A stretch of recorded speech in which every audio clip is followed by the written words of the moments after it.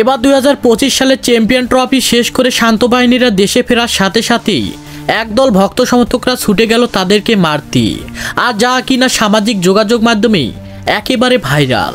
হ্যাঁ দর্শক, বিস্তারিত জানুন পুরো ভিডিও জুড়ে।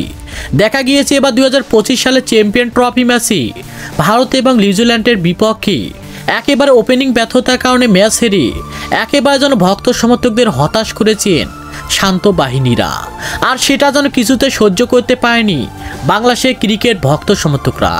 আর তাই তারা আগে থেকে ক্ষোভ ধরেছিল বাংলাদেশের প্লেয়ারদের প্রতি।